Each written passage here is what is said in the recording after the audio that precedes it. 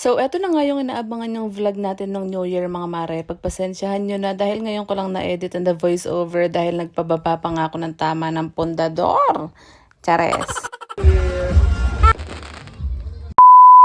December 30 pa lang mga mare, pinapahalo na nga ni mama ko yung binili niyang ube. Diyos ko, first time ko yata magluluto nito. Hindi ko alam kung ano yung mga pinaglalagay ng hipag ko dyan. Yun nga yung una naming niluto mga mare dahil matagal-tagal nga yung lutuin. Tsaka na rin ako gumawa ng chicken mayonnaise para nga may palaman kami for today's video. Business as usual pa rin mga mare dahil nga kinagabihan na nag-duty nga ako dahil last day ko nga today dahil December 31 nga ay nakalive ako. Tumakto naman din na sinipon at inubo nga itong bunso ko mga mare kaya to the rescue si Mr. Buti na lang andito siya dahil siya talaga nagbantay dyan magdama. Dumantay nga kami sa kanya mga mare dahil nga pag nilalagnat siya, just ko nangongonvulsion talaga. So yun na nga mga mare, kinabukasan nga after ko mag-duty December 31 ay ito na nga yung umpisa ng delubyo dahil hindi ko na alam talaga kung anong uunahin ko dyan. Magluluto kasi ako ng nilaga for today's video mga mare para nga sa ulam namin ng lunch ng 31 at si Mr. nga nag-request nga ng crispy pata kaya ito pinasikaso ko na talaga sa kanya. Iba talaga pag si Marino yung nag-request mga mare, sabi ko sa kanya bibilin ko agad, nanginginig pa. Chares!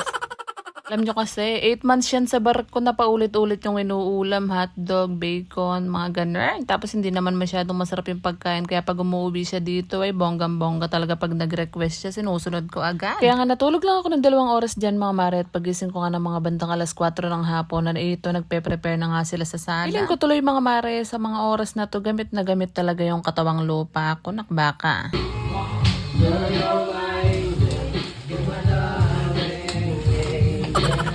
Paano ba naman kasi mga mare, lahat nga ng cravings ko ay niluto ko sa mga araw na yan dahil yung mixed seafood tsaka kalderetang manok at Diyos ko yung pata. Putok-batok lahat, nakbaka.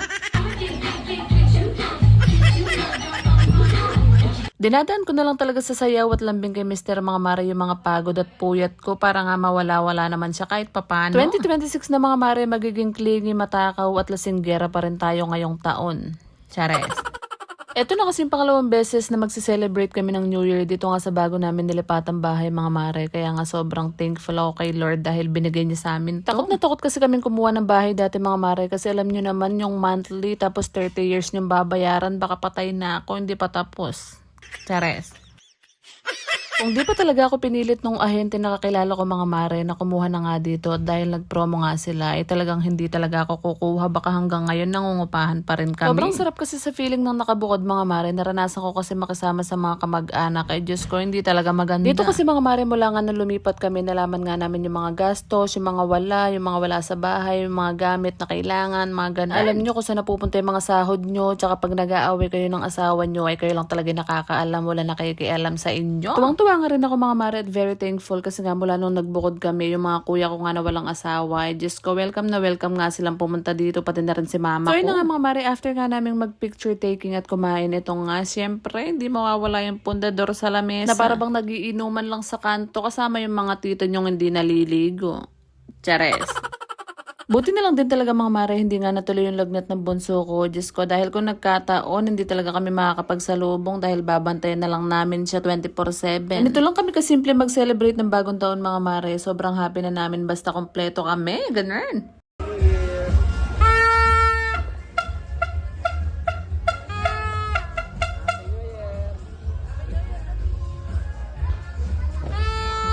11:40 na nga sa mga oras na yan mga mare, inaabangan na lang talaga namin yung mga sunod-sunod na putukan para nga maging masaya na tong pamilyang to.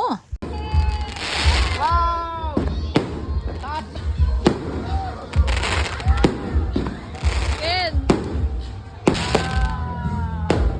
O diba, ang dami nilang budget mga mare, wala pang alas 12, nagpuputukan na, nakbaka. Ilang minuto na nga lang yung inaantay namin dyan mga mare, pero may mga iba na nagpapaputok na ng fireworks. Kaya eto, nakisabay na kami ng bonggang-bongga.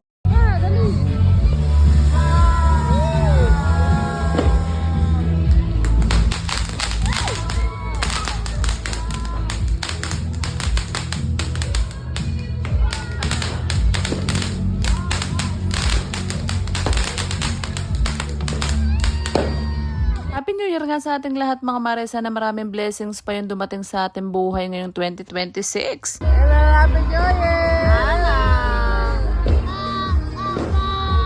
Happy New Year! Happy New Year! Happy New Year! Happy New Year!